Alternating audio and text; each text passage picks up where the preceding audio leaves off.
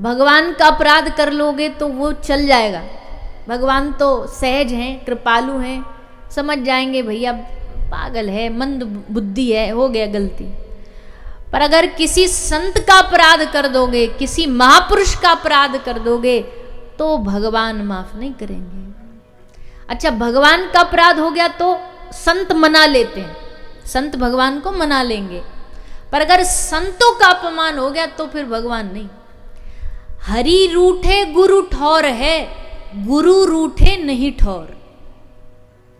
हरि रूठ जाएंगे तो गुरु अपना लेंगे, कोई बात नहीं बेटा तू इधर आ जा, हम बनाते, पर गुरु रूठे नहीं ठौर।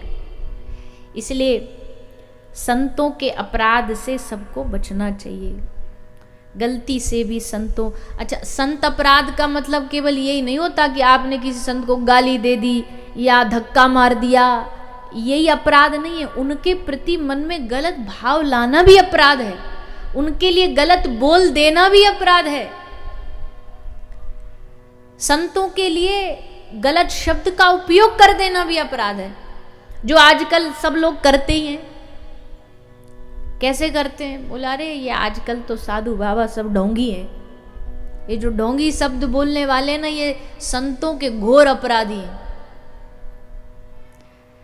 तुम्हारी बुद्धि ने अगर अच्छे संत न देख पाई हो तुम्हारी बुद्धि, तो इसका मतलब ये थोड़ी है कि सब संत महापुरुष सब गुरु ऐसे होते हैं। तुमको नहीं मिले वो अलग बात है, तुम ना देख पाए वो अलग बात है, पर महापुरुष तो भैया महापुरुष होते हैं। परीक्षित राजा संत सेवी तो थे ही, पर क्या करें, सर पे कलयुग बैठा था तो संत का अपराध कर दिया, और फिर राजा को शाप लगा 7वें दिन मृत्यु का। गए गंगा जी के तट पर, कहते हैं जब कोई समस्या का समाधान कहीं नहीं मिल रहा हो तो संतों के समूह में चले जाओ, संत समाधान देते हैं। इसलिए राजा परीक्षित आए, आकर के संतों के समूह में बैठे, सबसे प्रश्न किया, अतः पृच्छामि संसिद्धिम योग नाम परमम गुरुम पुरुषस्य यत् कार्यं म्रियमाणस्य सर्वथा। हे प्रभु, हे गुरुवर, हमें बताइए कि मृत्यु के समय व्यक्ति को क्या करना चाहिए, कैसे अपना कल्याण करे।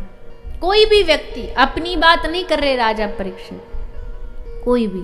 तभी सुखदेव जी आए और सुखदेव जी राजा परीक्षित के प्रश्न को सुन के बड़े प्रसन्न हुए। हाँ, क्या बढ़िया प्रश्न किया है। कभी कभी संत महापुरुष भी ना अच्छा प्रश्न सुनने को तरसते हैं।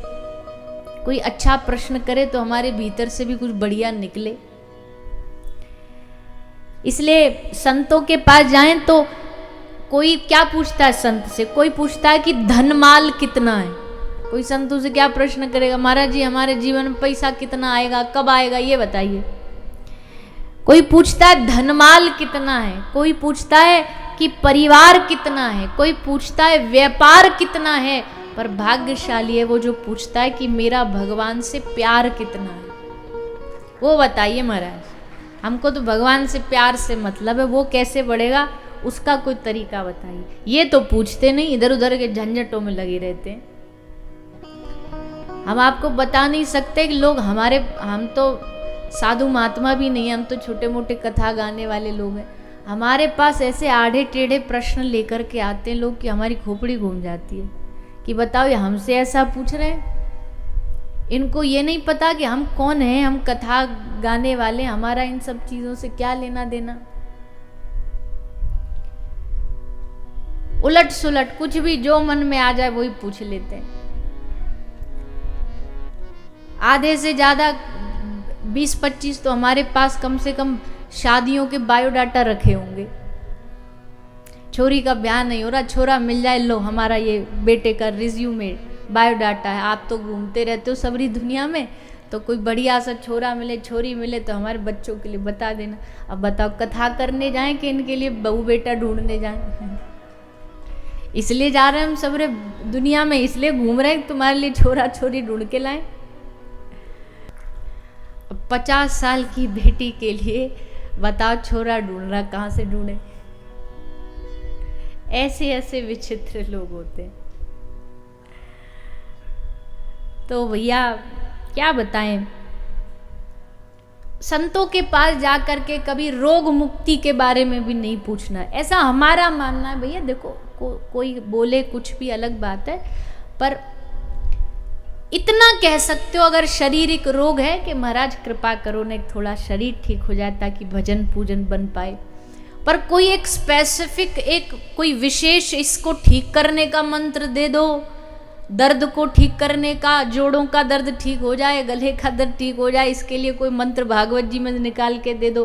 भागवत जी व्यास जी ने इसलिए लिखी थी कि तुम्हारे घुटनों का दर्द ठीक हो जाए। भागवत जी इसलिए थोड़ी लिखी गई थी कि तुम्हारी खांसी जुकाम ठीक करती, भागवत जी के मंत्र घूमे।